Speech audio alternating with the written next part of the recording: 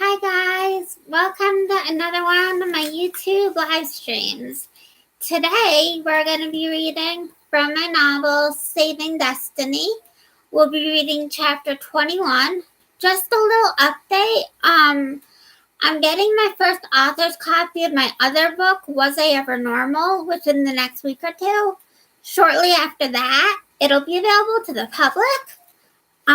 The marketing department has sent me a spreadsheet and would like me to collect full names, home addresses, and email addresses so that they can send people info on the book and where to find it. Enough about me, though. Let's go to Saving Destiny. We last left Destiny on the floor in a restraint hold after she ran into the staff office at Sharon House, the adolescent girls' house at the Jackson Center, trying to grab a bottle of Tylenol to appease the unceasing pleas of the bad man, the storyteller, and the chorus. We're now going to start reading from Bonnie, Destiny's mom's perspective. Mom. The last phone call in a series of bad phone calls came on Saturday night. The crisis worker is very concerned about Destiny and wants her to be admitted to the hospital, Sam G informed me, his tone apologetic. There's an ambulance on the way to take her there. She's going to be going to Maple Ridge Hospital. The charge nurse said that it's okay for you to wait until the morning to sign her in. I sighed heavily and leaned against the kitchen counter. Okay, I'll be there first thing in the morning to sign her in, I told him. I couldn't sleep that night. This felt like a major letdown. Having Destiny go to the Jackson Center was supposed to stop things like this from happening. My deepest fear was that things would be like this for the rest of Destiny's life, and that the rest of Destiny's life wouldn't be much longer. Alan couldn't sleep either. Finally, we both got up, made tea, and sat on the porch. The fall weather was still mellow enough for us to be able to do this.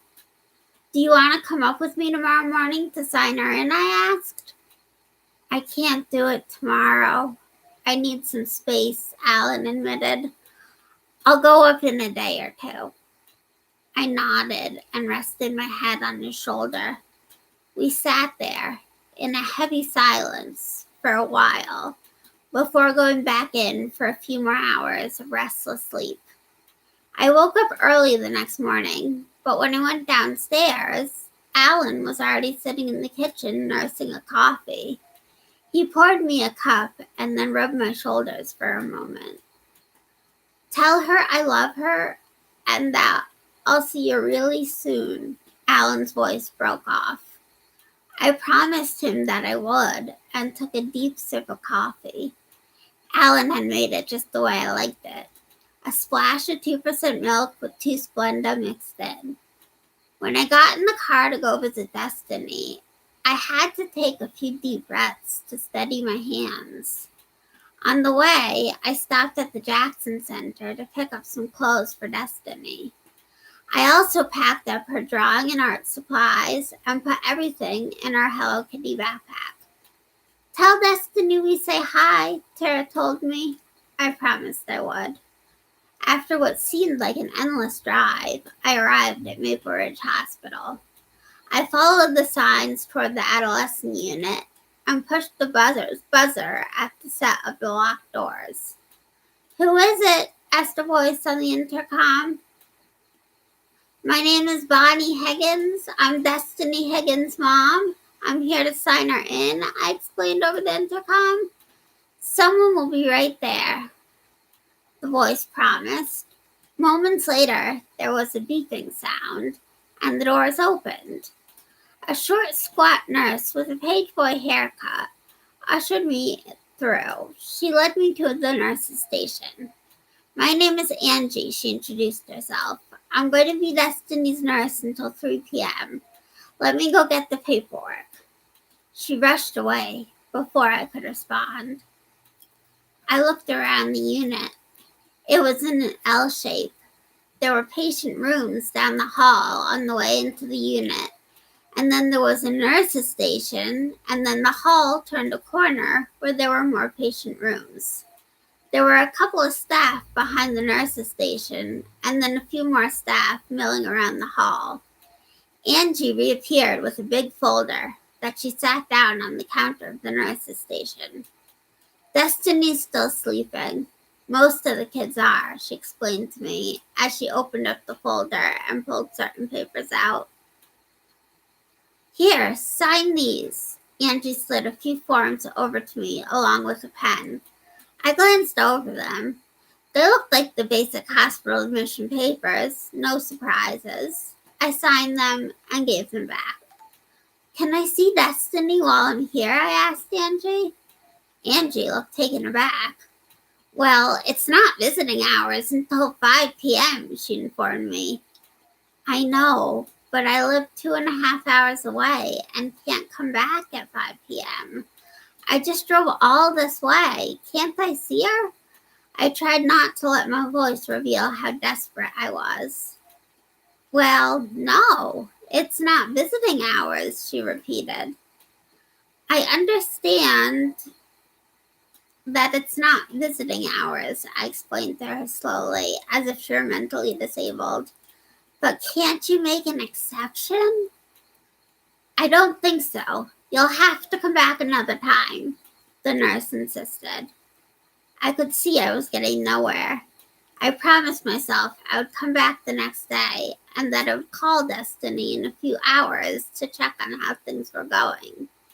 My feet dragged against the floor as I hesitantly let Angie lead me off the unit.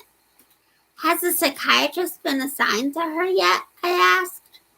I don't know, but whoever is assigned to her will call you to ask some questions and probably will set up a meeting, Angie told me. She slid her ID badge through a little slot next to the doors that led off the unit. There was a clicking sound, and then the door opened up. It took about 2 hours and 40 minutes to get home. When I finally got home, the house was empty.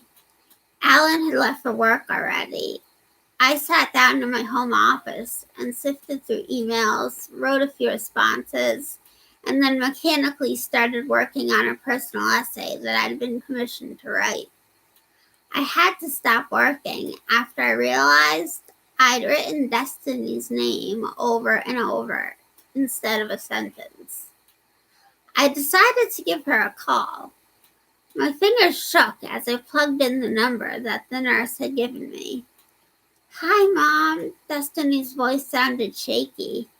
Hey, kiddo, how you doing? I asked.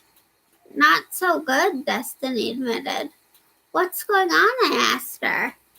I met with the weekend on-call doctor, and they think I'm on drugs, she explained to me. What? I asked. My urine had amphetamines in it. I don't know how, but it did. I told the doctor that I don't do drugs, but she doesn't believe me, Destiny told me. I sat there stunned for a moment. How did Destiny end up with amphetamines in her urine? I knew she didn't do drugs. Could it have been a mistake at the lab? I suggested. They checked it twice, though, Destiny let me know. And now the doctor thinks I'm a liar.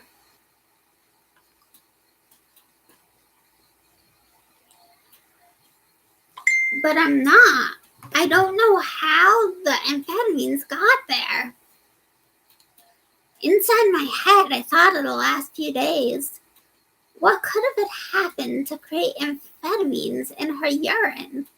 Suddenly, I was hit with an epiphany. The cleaning fluid. Destiny, honey, I began. The other night, when you had those cleaning fluids in your mouth, did you swallow any? Just a few sips, Destiny said. I think the cleaning solution is giving you a false positive for drugs, I explained to her. Can you tell that to the doctor? Destiny had desperation in her voice. Yeah, I promised her. Can you get a nurse on the phone to give me the doctor's extension? The nurse was able to immediately connect me with the on-call psychiatrist. Hi, my name is Bonnie Higgins. I'm Destiny's mom, I introduced myself. Oh, hi, Bonnie. My name is Dr. Debbie Tala. The doctor had a thick Indian accent. Nice to meet you. So Destiny let me know that her urine was showing positive for drugs, I began. But Destiny has never in her life had a problem with drugs. She did, however, ingest several mouthfuls of cleaning fluid Friday night in response to command hallucinations. Oh, thank you for letting me know about that, said Dr. Dubikala. So she was telling the truth when said she didn't take any drugs. Yeah, she was telling the truth, I affirmed. Well, I will be here all day, and tomorrow Destiny will meet whichever psychiatrist is assigned to her. They will give you a call tomorrow as well, Dr. Davitala assured me. I hung up with Dr. Davitala and called Destiny back to assure her that the mix-up about her being on drugs was settled. The next morning, I got a call from a Dr. Amaro, who also had a thick Indian accent. Hi, I am the psychiatrist assigned to Destiny's case, she introduced herself. Hi, I'm Bonnie, her mom, I answered back. I noticed that Destiny is on a huge amount of medication, she began. I also noticed that she is a very tiny girl. I think that she is way over medicated. I do know she's on a lot of medication, especially for someone her size. But she doesn't act over medicated, I responded. Yes, well, it's not safe for her to be on this much medication. I'm going to be reducing all of her medications to a safer, more acceptable level, Dr. Amaro informed me. Are you sure that's a good idea? She hasn't been doing well mentally as it is. Won't reducing her medications just make things worse, I asked. I can't let her stay on this much medication. It is a crime to over-medicate, Dr. Amaro insisted. I'm going to reduce her Abilify from 30 milligrams to 10 milligrams, and I'm going to take her off of the Haldol. Can't we just think about this a little more first, I asked. I have thought about it already. She is on too much medication. I have to go. I will follow up with you tomorrow. The line went dead. I took a few deep breaths and opened and closed my fist a few times. How did Destiny keep ending up with these crackpot doctors? Destiny was still having symptoms on the medications she was on. How could withdrawing medications do anything except make her worse? Sure enough, the following day, Destiny was slipping. Hi, Destiny, I called her up in the morning. Hi, Mom. Hey, Mom. Destiny's tone was quiet and monotone. What's up, kiddo? I asked her. I couldn't sleep last night. The bad man kept ripping at my skin, she told me. What are you doing today? I asked her, trying to distract her from her hallucinations. I don't know. I may be scheduled to die again. Destiny's voice was still so dull. I'm going to come visit you tonight, I promised her. As soon as visiting hours start, I will be there. Okay, I love you. If I die first, know that I love you and Dad, and that I always love you. I may be scheduled to die, Destiny told me again. I love you too, Destiny, I told her, and held my tears in until after I hung up the phone. This was only day 1 of the reduced meds. The next day, the drive back up to Newbridge Hospital seemed to take forever. I was buzzed onto the unit and informed that Destiny was in her room. A nurse led me to the third door on the right. Destiny was sitting on her bed, cradling Blinky and rocking back and forth. Destiny, honey, I called out to her. She didn't respond. I called her name again. She still didn't respond. I walked closer and gently tapped her shoulder. Destiny stopped rocking and looked up at me with a blank look. Destiny, it's Mom. I told you I'd come to visit, I reminded her. Destiny leaned forward and hugged me with a death grip as she began crying hysterically. Hey, kiddo, it's okay. I'm here. I'm here to help. It's okay, I assured her as I hugged her back. I made it a habit to try not to cry in front of Destiny, but I couldn't hold back the tears that were forming in the corners of my eyes. I don't want to die, but I'm scheduled to die. It's all in the books. I don't like the books. Where is this going? Destiny's words tumbled out of her mouth, rapidly punctuated by occasional sobs. It's okay, Destiny. It's okay. I continued to hug her, but my reassurances felt like lies. We were so far from okay. We had forgotten what okay looked like, and I knew it. Destiny did too. I tried to engage Destiny in a simple game of Go Fish, but she was too distracted by the hallucinations. When visiting hours were over, I gave her another long hug. Don't go, Mom! I need you! Don't go! Destiny called out breathlessly as I began to walk away. I felt a frigid sense of deja vu as I headed off the unit. I remembered leaving Destiny on her first psych unit when she was 10. I remembered how she'd called out the same words almost a decade ago. When I got to my car, I found myself in hysterics. I got out of the hospital parking lot quickly before someone could mistake me for a fleeing psychiatric patient. The next day, I made another attempt to get through to Destiny's incompetent psychiatrist over the phone. She's doing worse than she was before she was admitted, I tried to explain to the doctor. She is doing poorly, but I need to observe her longer before I make any treatment recommendations, Dr. Morrow told me. Well, how much longer are you going to make her suffer? I demanded. We will keep working with her on alternatives to medications, Dr. Amara explained. I want you to use alternatives to medications for sure, I answered. But we have to be realistic as well. She also needs medications. She has schizoaffective disorder. It's an organic condition caused by a chemical imbalance in her brain, and it needs to be addressed with medications. She's not usually as bad off as she is now, and that's because the medications help her.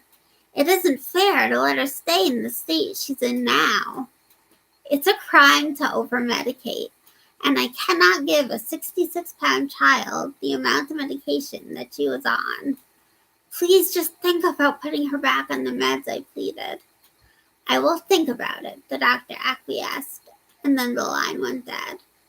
I struggled to slow my breathing down to a point where I could actually get oxygen in. It was time to call in the big guns.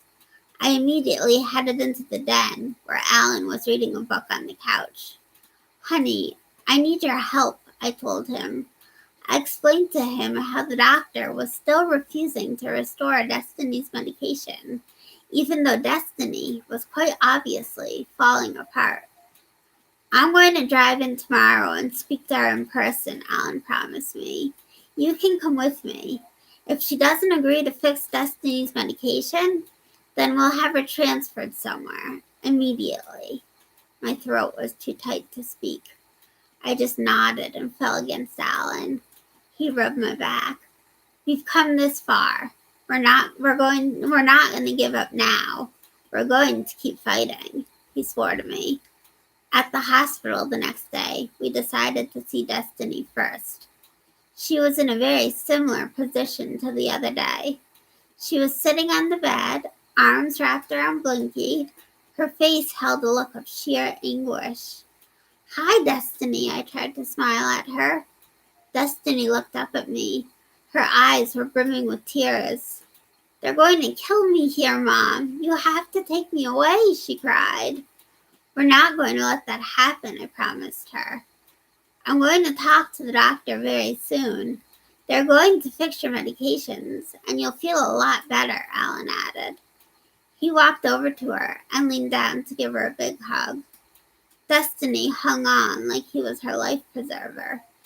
Daddy, I love you no matter what, she whispered into his shoulders.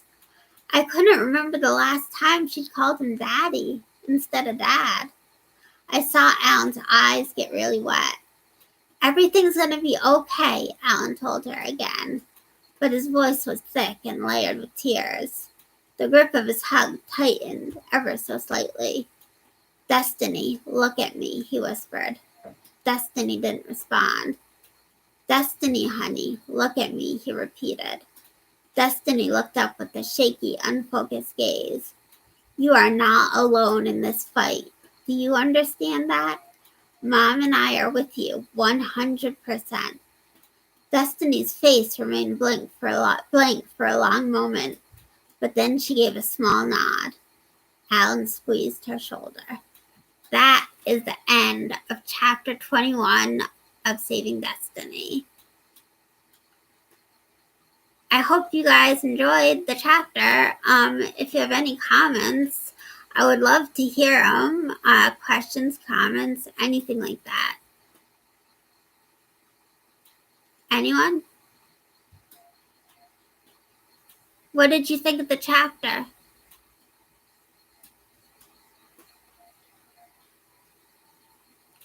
I'm glad you enjoyed it, Elaine. You liked it too, Vivian? Thank you. What do you think of Destiny's parents and Dr. Amaro? What do you think of Dr. Amaro? You loved the chapter? Oh, thanks, Kathy, and all the others. Thanks, Kathy. Well, there's more to the book. The book is 300-something pages long. There's more to the book. Chapter 21 is not the end. How do I find the ability to see things from other people's perspectives? I just kind of think about in my head what I would feel like if I were in that situation. And then I step into the role of someone else, and I just think about the feelings it would bring up in me, and I just write them out. Yeah, the parents are very kind. Very kind. They're really good to her. They really love her and care about her a lot. They would do anything to help her. Yeah, Dr. Amaro is terrible. She's awful. You'll see in the next chapter what happens, but she's awful. She is no good. Well, I think I'm going to end the live here. I hope you guys all enjoyed it. My next live is probably going to be Was I Ever Normal? A chapter from there. Oh yeah, Daddy brings in the big guns. You're right, Elaine. Daddy does bring in the big guns.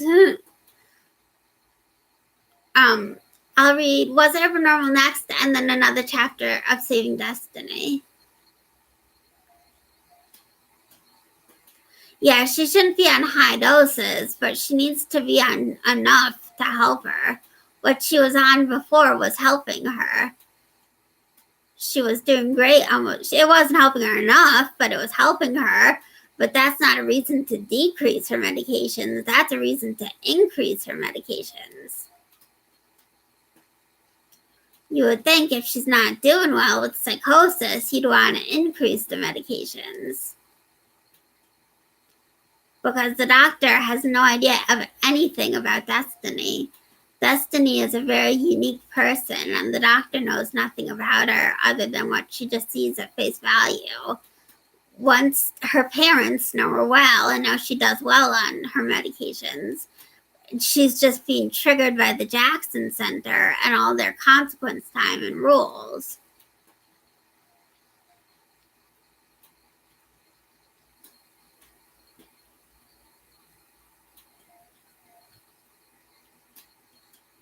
If the doctor asks deeper probing, the doctor doesn't have deeper probing questions. She just doesn't want her on medication. Yeah, she does need a med change, but the Haldol has always helped her. The Abilify maybe could be changed. The doctor should never have taken her off her meds. when someone has schizoaffective disorder, they need their medication to straighten out the chemicals in their brain. I know this because I have schizoaffective disorder, and I know I'm on a huge dose of loxapine, but that's because I need it. If I don't have it, I'm completely psychotic, and so I need the loxapine. Yeah, she should have listened to what Destiny was saying.